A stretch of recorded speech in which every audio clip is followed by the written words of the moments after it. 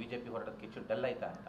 ವಕ್ಫ್ ವಿಚಾರದಲ್ಲಿ ನಿಮ್ಮ ಯತ್ನಾಳ್ ಟೀಮ್ ಇವತ್ತಿಂದ ಹೋಗ್ತಾ ಇದ್ದಾರೆ, ಬಿಜೆಪಿ ಟೀಮು ಮೌನ. ಬೇರೆ ಬೇರೆ ವಿಚಾರಗಳಲ್ಲೂ ಕೂಡ ಯಾಕೋ ಡಲ್ ಆಗಿದೆ ಬಿಜೆಪಿ ಟೀಮ್ ಅಂತ ನೋಡಿ. ಈ ಬೈ ಎಲೆಕ್ಷನ್ನು ನಮ್ಗೆ ಯಾವುದು ಕೂಡ ಪಾರ್ಟಿ ಮೇಲೆ ಯಾವುದೇ ರೀತಿ ಎಫೆಕ್ಟ್ ಆಗಲ್ಲ. ಯಾಕಂದರೆ ಹಿಂದೇನೂ ಕೂಡ ನಮ್ಮ ಸರ್ಕಾರ ಇದ್ದಾಗ ನಾವು 18 ಬೈ ಎಲೆಕ್ಷನ್ ಗೆದ್ದಿದ್ದೀರಿ. ಅದಾದಮೇಲೆ ಜನರಲ್ ಎಲೆಕ್ಷನಲ್ಲಿ ನಾವು ಸೋತಿದ್ದೀರಿ. ಇವರು 3 ಬೈ ಎಲೆಕ್ಷನ್ ಗೆದ್ದಿರೋದು. ಇದಕ್ಕೆ ಏನೋ ಕ್ಲೀನ್ ಚಿಟ್ ಅಂತೆ, ಏನು ಬೂಡ ಕ್ಲೀನ್ ಚಿಟ್ ಕೊಟ್ಬಿಟ್ಟವ್ರೆ.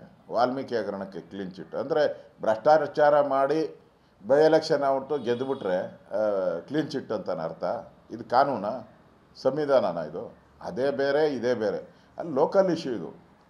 ಇಲ್ಲಿ ಲೋಕಲ್ ಇಶ್ಯೂ ನಡೆದಿರೋವಂಥದ್ದು. ಮತ್ತು ಮತದಾರರ ಸಂಖ್ಯೆ 7ರಿಂದ 8 ಲಕ್ಷ ಅಷ್ಟೇ ಇದು ಮತದಾರರ ಸಂಖ್ಯೆ. ರಾಜ್ಯದಲ್ಲಿ ಸುಮಾರು 4-5 ಕೋಟಿ ಮತದಾರರಿದ್ದಾರೆ. ಅವರ ವರ್ಡಿಕ್ಟ್ ಅಲ್ಲ ಇದು. ಇದು ಅಷ್ಟಕ್ಕೆ ಸೀಮಿತ. ಅಲ್ಲಿ ಸ್ಥಳೀಯ ಅಭ್ಯರ್ಥಿ, ಅಲ್ಲಿನ ವಾತಾವರಣ, ಆಡಳಿತ ಮಾಡುವಂಥ ಪಕ್ಷ, ಅಲ್ಲಿನ ಕಾಂಟ್ರಾಕ್ಟ್ರುಗಳು, ಅಲ್ಲಿ ಅಧಿಕಾರಿಗಳು, ಇವರೆಲ್ಲರೂ ಇದಕ್ಕೆ ಭಾಗಿದಾರರಾಗಿರ್ತಾರೆ. ಆದ್ದರಿಂದ ನಮ್ಮ ಹೋರಾಟ ನಿಲ್ಲಲ್ಲ. ನಿನ್ನೆನೂ ಕೂಡ ನಾನು ಮಂಡ್ಯ ಪ್ರವಾಸ ಮಾಡಿದ್ದೀನಿ. ಮಂಡ್ಯದಲ್ಲಿ ಪಾರ್ಟಿಯ ಸಂಘಟನೆಗೋಸ್ಕರ ಹೋಗಿದ್ದೀನಿ. ನಾಳೆ 3 ಗಂಟೆಗೆ ಸಭೆನೂ ಕೂಡ ಕರೆದಿದ್ದೀನಿ ನಾನು. ವಿಧಾನಸಭಾ ಅಧಿವೇಶನದ ಬಗ್ಗೆ ಏನು ಚರ್ಚೆ ಮಾಡಬೇಕು ಅನ್ನೋದಕ್ಕೆ ಪ್ರಮುಖರ ಸಭೆಯನ್ನು ಕೂಡ 3 ಗಂಟೆಗೆ ಕರೆದಿದ್ದೀನಿ. ಅದೇ ರೀತಿ JDS ನಾಯಕರಾದಂಥ ಕುಮಾರಣ್ಣವ್ರ ಜೊತೆ ಮಾತಾಡಿದ್ದೀನಿ. ಅವರು ಶನಿವಾರ ಬರ್ತಾರೆ.